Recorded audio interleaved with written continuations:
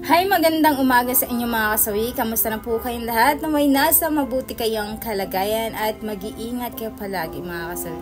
At syempre, magbibigay na tayo ng ating mensahe na ano ang tatlong sign na naiinggit sa'yo ang isang tao. Siyempre, pakinggan nyo ito dahil alam ko na maraming makakarelate sa topic na ito. Ang una mga kasawi is sinisiraan ka sa ibang tao. For example mga kasawi, meron silang nakakausap na ibang tao tapos siyempre ikaw yung palaging topic nila. Kumbaga kahit na hindi ka tinatanong ng mga kausap niya pero siya yung nag-o-open sa mga tao na nakakausap niya tapos lahat ng mga baho mo ay nilalabas niya kahit wala itong katotohanan para naman masira ang tingin sa'yo ng ibang tao. Kasi ganoon ang mga tao na naiinggit sa'yo. Silang magawa kundi siraan ka ng siraan para ang tingin sa'yo ng ibang tao ay ganon kakasama. Kasi nga, ganon talaga kapag sila ay namamatay sa sobrang inggit sa'yo. Ayan yung ating una na sign.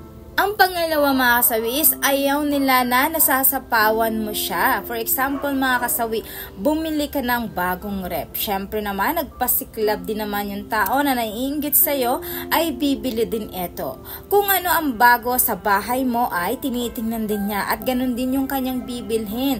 Kung may bagong kotse ay bibili din siya ng bagong kotse. Hindi siya nagpapasapaw, bagkos ang gusto niya ay naaangatan kanya para masabi niya sa sarili niya na masyado siyang mataas kumpara sa'yo. Kasi ganun yung mga tao na ayaw na nasasapawan sila. Kahit sa mga kwento ay sila yung bida-bida, yung halos bang walang bangka na iba kundi sila lang. Diba ganun yung mga tao na sobrang may lihim na pagkainggit sa'yo mga kasawi. Ayan yung ating pangalawa na sign. Pangatlo mga kasawi is plastic kausap. Alam nyo ba, ang daming ganito mga kasawi na kapag kaharap ka, yung sobrang puring-puri ka nila. Yung para ay ang ganda-ganda mo, ang sexy-sexy mo. Pero alam mo yung pagkasabi nila, yung tipo ba na ayos yung pagkaharap pero pagtalikod ay nakataas yung kilay. Yung para bang walang. Yung talagang akala na ang ganda. Feeling. Yung parang ganon yung mga senaryo na ginagawa ng isang tao pagka naiinggit sa'yo. Alam nyo ba kung bakit? Kasi nga ayaw nila na pinupuri ka ng ibang tao. Gusto nila ay sila yung pinupuri. Kaya ang ginagawa niya, siya na mismo yung gumagawa ng ikaka-up mo. Pero deep inside ay halos mamatay-matay na siya sa kakainggit sa'yo. Kaya ang ginagawa niya ay yung parang pupurihin ka pero sa loob-loob niya ay hindi naman totoo. Yung parang puri na may kasamang galit para sa iyo mga kasawi. Ayan yung ating pangatlo na sign. At syempre hindi mawawala yung advice sa topic na ito laging mga kasawi. Laging tatandaan, kapag ka ang isang tao, kapag ka mainggit sa inyo, alam nyo ba, hindi yan nakakatulog. Gumagawa yan ng paraan para mapabagsak ka. Gumagawa yan ng paraan para siraan ka sa ibang tao.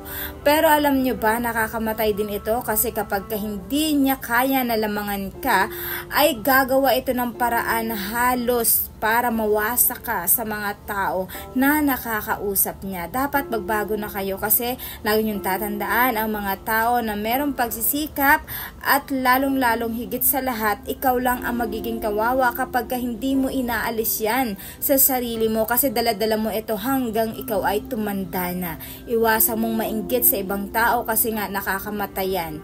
Lalong-lalo na nakakasama ito dahil hindi ka umaasenso sa buhay dahil inaabangan mo lang ang pag-angat ng iba mga kasawi. So yun naman po mga kasawi yung aking advice. Maraming salamat sa patuloy na pagsuporta niyo sa akin sa walang sawang pag-share at pag-comment. Sa mga hindi pa po nakapag-subscribe, pwede na kayo mag-subscribe, pwede na rin kayo mag-follow para updated kayo sa topic ko araw-araw. Magandang umaga.